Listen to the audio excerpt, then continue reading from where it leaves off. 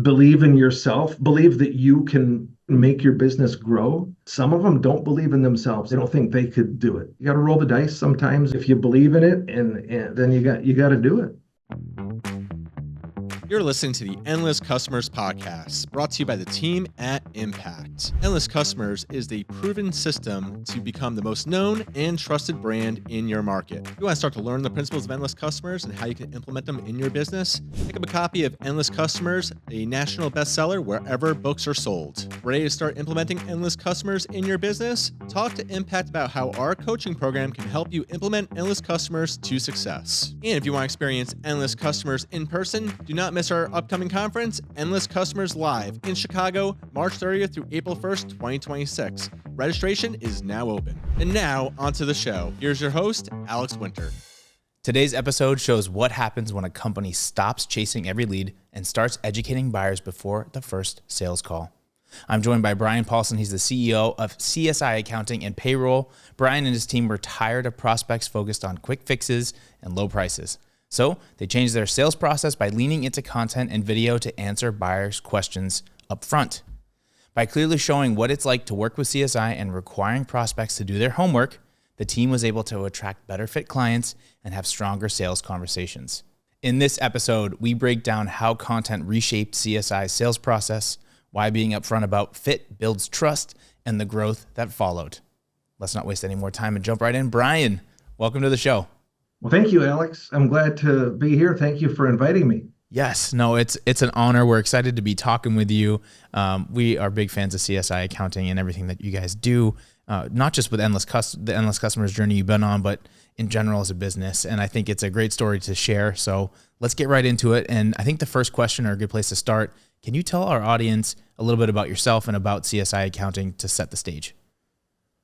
Yes, CSI Accounting and Payroll is a public accounting firm that, just like it sounds, we do accounting and payroll for small businesses, and we also do their tax returns for the businesses and the owners of the businesses.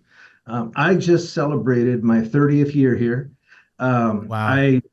This was my first job out of college, and it was my only job interview after college, and I didn't think it would be.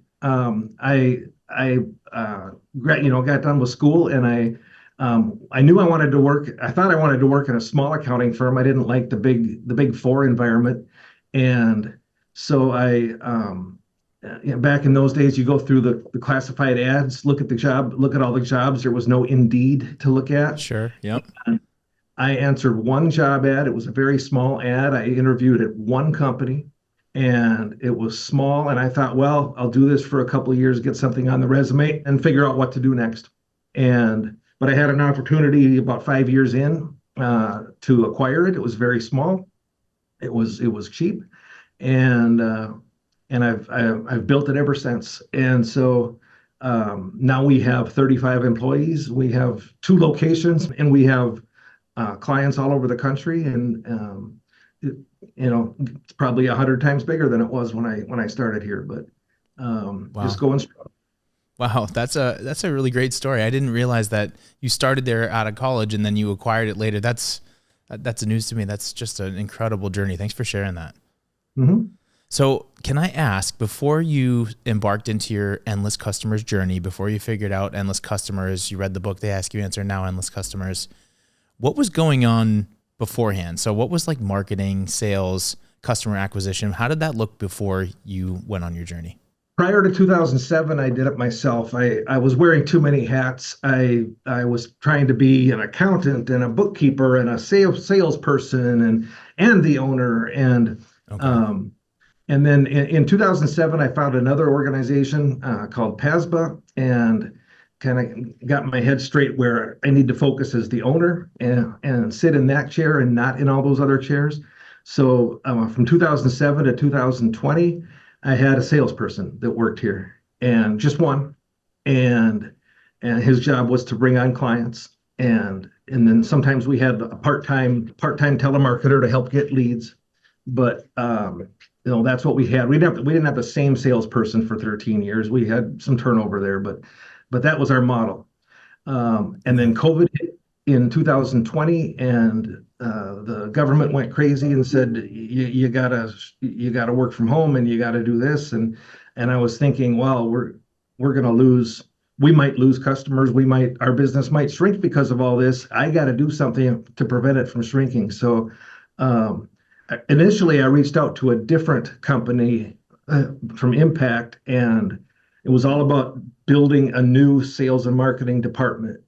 And and then later I got referred to Impact to help finish that. And Impact is the organization that uh, created the business model that we have with the videographer and the content writer and the HubSpot and website specialist. And then we have two salespeople, and all those people went through Impact training. But we did it. The investment started in 2020 when other businesses weren't doing anything. I said we got to do something, and so that's when I started on this path. Um, Read the book They Ask You Answer in 2021, and then in the summer of 21, then I think signed up with you guys around the first of the year 2022. And then, like I said, we had already done some work on enlarging the sales and marketing team. We had some of the people in place. We finished that process with Impact's help and guidance. And I mean, you guys helped me in some cases. You helped me with recruiting and hiring. You definitely helped with training. I couldn't have trained the people that I have. Mm-hmm. Uh, and and now we've got a solid, those five people in our sales and marketing department, the two salespeople, the HubSpot website person, the content writer, and the videographer. That's a group of five that they've all been here at least 3 years. So we've had no turnover on that in the last 3 years, and I hope not to. Yeah. It's a good team. Yeah, it's a great team, and that's really interesting to hear, because I feel like most accounting companies don't have an internal marketing team like that. So from your standpoint as the leader, you read the book, you got bought into the idea of implementing the system. What was that like, trying to build out this team? Were you nervous, or were you had said that like you'd never done this before, this wasn't really your forte or like your like area of expertise, and yet you've built out this great team and you're having great success with it. So what was that like for you as you were scaling and building this team together? One thing I've learned over the years and decades, I've gotten better and better at hiring and just recognizing not so much the skills, because I couldn't train a videographer, but recognizing the type of person Mm-hmm. that I want on board. So I'll take a little credit for that, but otherwise, I don't mind taking risks. Um, Engaging with with Impact, engaging with the company I was using before that for this same purpose. Huge investments. I had to put money on the payroll before increased revenue came in, because I had to get these people hired and trained and up to speed. So huge investment, but I've always been a believer in investing in my own business. If you Almost all of us are happy to invest in the stock market. We'll willingly give our money to a financial planner and say, here, make this grow. But a lot of business owners are hesitant to invest into their own business. I've never been that way. I mean, talk about legalized insider trading. Who knows your own business better than you do? So I will always invest in my own business, and I'll always take risks to make it grow. And I used to tell my team, we are going to follow everything that Impact tells us to do. We're going to do it, because if it doesn't work, we don't want it to be because we didn't do something they said to do. If it doesn't work, we want to be able to go back to them and say, hey, you guys said this and this and this, and it hasn't worked.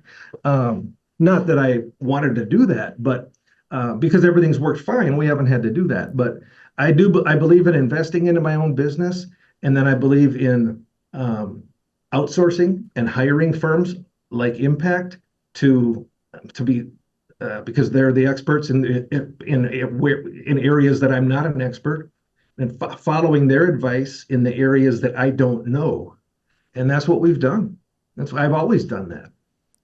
I admire that very much so, and I think you make some. I think you make some really great points.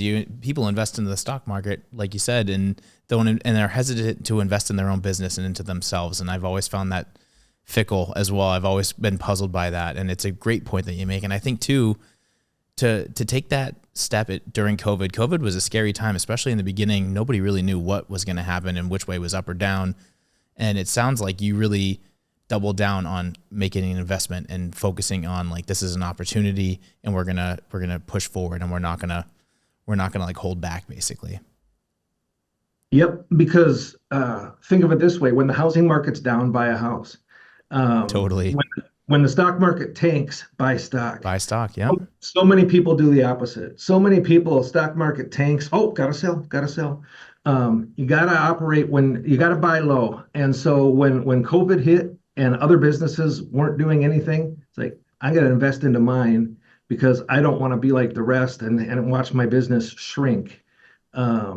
So I mean, the restaurants did it too. They invested some money. They all of a sudden they made carry out and delivery a big deal. Mm-hmm. So I did the same thing in 2007 and 2008 when that recession hit. I started my payroll department during that recession. I don't know, recessionary times are the times that you got to do stuff and you got to invest during those times so you can reap the benefits during the boom times. That's really great advice for everybody out there watching and listening. You gotta hope you're paying attention, because that's really sound advice, and it's so true. So can we, before we get into the results, can you just talk to me a little bit about what were you doing before you hired on your sales team and your content manager, your videographer? What did the content mix look like for CSI before you started really implementing Endless Customers? Well, like I said, we had a salesperson that who would bring clients in on a slower than what we're seeing with new clients now. Mm-hmm. We had actually bought HubSpot in 2015, and we had worked with an external marketing agency, and they had been writing articles and blogs. But it wasn't doing a lot for us. You know, we were 4 or 5 years into HubSpot and then articles on our website. And I'm sure it was better than if we had done nothing, but we weren't seeing great results. We weren't seeing the results that other company had promised us. Now we're not, really not even close. Mm-hmm. And I think too, HubSpot is an excellent tool, but you have to use it and you have to know how to use it. And if you don't, it becomes a very expensive tool that isn't doing anything for your business, which can be frustrating. So and we were using a more basic version of it because we were paying a lot less than we are now with HubSpot, but we were limited in what we could do. And then when we got with Impact, you guys said, well, you gotta buy all of what HubSpot sells. And then you guys showed us how to use it. And you guys overhauled our website, actually created a new website for us, a HubSpot website. But yes, to get to from before, we had some articles on the website. We were not using a videographer in any way, shape, or form. Okay. So we had nothing going on with video. We had some going on with articles, but they, for the most part, were, no, I don't think any of them were written as well as our current writer writes. She's been here several years now, so she has actually gone back and rewritten some of it. We've removed some of it. Some of it was good, but we've cleaned it up. Yeah, trying to optimize it. That makes sense. So going from that to where you are now, what does the content mix look like, and what's the team producing, and how does that affect your sales team?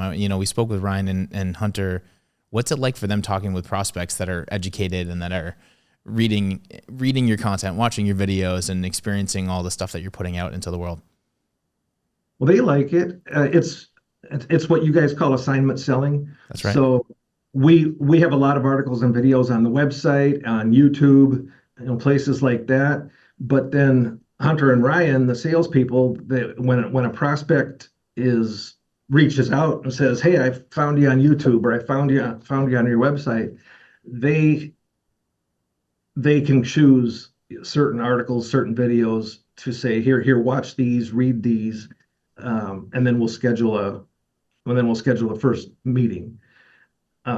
Sometimes the prospects that find us have already we can tell what they're doing on our website. So sometimes they have already read a lot of things and watched a lot of things. Sometimes they haven't. Sometimes they've just poked around and submitted a form. But I know they're using assignment selling. I know they like that. It's also a way to disqualify a prospect. Sure. If a prospect reaches out and it's for a service or it's a size of business that we don't work with, we do turn away business too, and we help oftentimes help those people find the right fit for what they need, even if it's not us.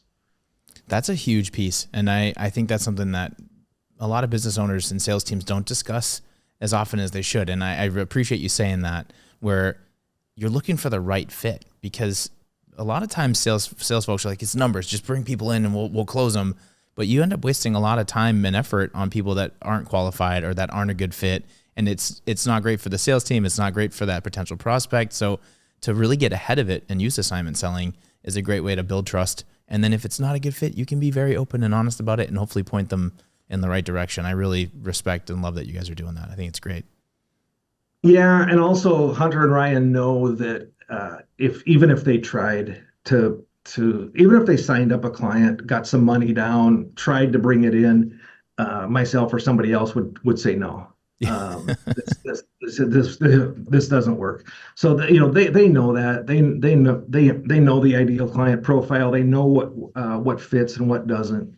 Hunter gets a lot of online reviews from people that he doesn't bring on board, because they're happy that he is honest with them, and that he recommends you should go to this kind of an accounting firm instead, kind of thing. No kidding. So he's getting positive reviews, even though they're not customers. So like they might not have converted as a customer, but the experience was so good, they're still giving him a positive review.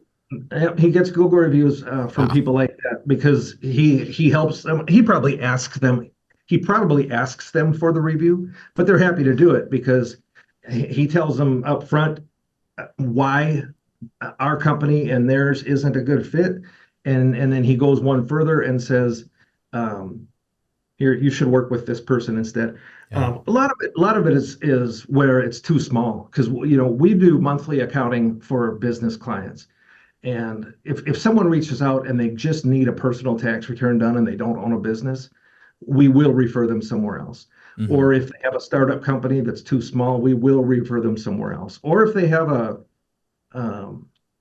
there's sometimes where they want us to do certain services, certain aspects of accounting that we don't do. Right.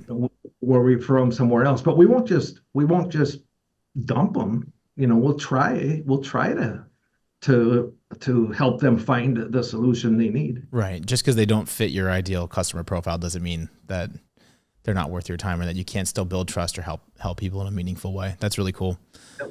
So you'd mentioned earlier about the coaching program and about working with Impact's coaches and trainers.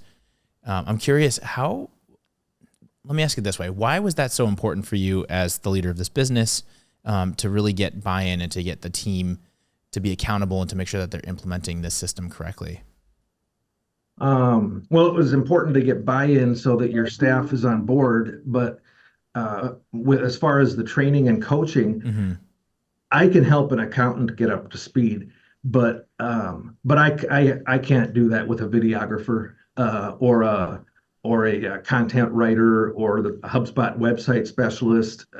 I can help a salesperson a little bit get up to speed, but we worked with Chris Dupree, and that was much better sales coaching and training than I could have done. I think I said it earlier. If I can't do it, or if I choose not to do it, if I don't have time to do it, Mm-hmm. I want to hire someone that can. I want to hire someone that will be the best solution to get my team up to speed. Because I couldn't get so I mentioned starting the payroll department back in 2008. Mm-hmm. I've never worked in the payroll department. I can't train. If we hire a new payroll staff member, I can't train that person. So I think it's important for a business owner to recognize that he or she can't do it all, and to um, outsource what they can't do, or insource it. If they have another internal employee that can do. Um, for example, I have a payroll person that can train another payroll person. So I call that insourcing. I'm not going to do it. Right. Um, I need to stay in my seat as the owner and guide and grow the company, and not try to do it all, especially the things that I can't do and I fail miserably. Well, again, I admire that, because that takes some self-awareness to have that perspective, right? And when you're a business owner, you do wear a lot of hats, and there's only so many things that you can do before things start to slip and to fall, or outside of your area of expertise. So to have a coach or a trainer or somebody that can come in that can help, that is an expert in that specific niche or field or whatever, it really makes a big difference. So that's just, If you're gonna invest into hiring the person, invest a little more into making sure they get trained and up to speed properly. yeah. You know, Yeah, I couldn't agree more. Well said. So my next question, and this is a little bit more about like stats of the business. I'm just curious. So it was 2020. You realized, the economy was where it was at. COVID was hitting. You embarked on this endless customers journey. You've implemented all this stuff. You have this team built out. What growth have you seen, or like, can you share some numbers with us as far as like maybe some revenue numbers, or just something to paint the picture for our listeners and our viewers out there about how it's impacted your business? yeah. So we've grown. So I did one acquisition too. I bought another firm in 2023. So that's separate revenue than the kind of growth you get from your own internal sales and marketing. Mm-hmm. But even if that acquisition hadn't been done, our revenue would be 2 to 2.5 times higher than it was in 2021. Wow. And it's a really good number. And that's from doing all the stuff with the 5-person sales and marketing team instead of a one person with a part-time assistant, Right. and then focusing on the website and the YouTube, and we went. Here's another way to look at it too. We went, in 2020, we were still a company where most of our leads for new prospects were people that we had to chase. We had to pursue, we had to make cold calls, we had to do networking events. The salesperson that I we had to be chasing people. Mm-hmm. And, now, and even for the last couple of years, I know Hunter and Ryan still do some of that. They have referral partners and so on and so forth. But for the most part, all of our new prospects, they're chasing us. Wow. They're finding us online. They're finding us on YouTube. They're saying, "I like what I see." We've got some of the stuff that Marcus talked about at the last conference, like the pricing page and all those 5 things that we've got. All of that are set up so that we're very transparent with pricing. They can see the pricing. They can see that we're not the cheapest, but they like what they see. They like the transparency. So the majority of I always look at it when a new customer comes on board. I always look at the source and how did we get that on board? And it's almost always inbound from somebody finding us online or YouTube. Wow. Other than that, the other source is referrals, because we have accountants that will get referrals, and Hunter and Ryan get referrals. Sure. Yeah. That's incredible to hear though. So you've at least 2x the business since starting your journey with Endless Customers. Is that fair to say? Yeah. Wow. Yeah. Wow, double the business. What business owner doesn't want to double down on their business? So, Brian, going forward into 2026 and beyond, what's the future look like for CSI Accounting, and where do you see it going as you move forward? The same, full steam ahead. Like I said, we've got the sales and marketing team. They've all been in place at least 3 years. Some of them a little longer than that. I don't see that changing. It's a well-oiled machine, and so I obviously want to keep that growth going, and it does get challenging. The bigger a company gets, the more attrition a company has. Attrition is losing customers, but it's not losing customers for bad reasons. It's just the natural attrition. Somebody sells their business, they don't need you anymore. Somebody closes their doors. We work with small businesses, so the bigger a company gets, the more attrition you have to replace with. Your sales and marketing team has to replace more and more attrition. Right. So that's not a bad thing. It's just a thing. So that's a challenge going forward, but full steam ahead as far as continuing to grow the business. I wouldn't rule out another acquisition, but I'm not chasing. It would be if someone came to me and said, "Hey, would you buy me out?" That's what happened in 2023 when I did the acquisition. Is somebody approached me at a business conference and said, "Hey, I want to sell my business. What do you think?" And so we started that. I wouldn't rule it out, but we're not chasing that. We're just focused on internal growth, largely through the sales and marketing team, which is following the they ask you answer an endless customer way of doing business, whatever whatever you want to call it. Yeah, absolutely. Endless customer system. Yeah, it's a great System. framework. System. Yeah, that's great to hear. You mentioned something too. This is a perfect little segue here. My next question. I see you at the conferences, almost every conference that we have when we do an Endless Customers Live. I see you in Chicago. I see you in Hartford. Why do you, and it's not just you bring your team with you. I always see it's usually either Ryan or Hunter or a mix of your team there. Why do you come to the events, and what value does that bring to your team? Because I see you so often, and it's great to see you, but I'm curious why you keep coming back. Yeah, they're good refreshers. They're and when we have found out, like, so for example, we'll come to a conference, and then on the last day we'll usually go to lunch or something as a group before we go to the airport, and we have had like realization moments, like, oh, we strayed off of this stuff. We gotta bring it back. We've been writing articles. One example that came up was we were writing articles about tax credits. Well, tax credits are fine, but that's not the kind of articles and videos that Endless Customers says to produce.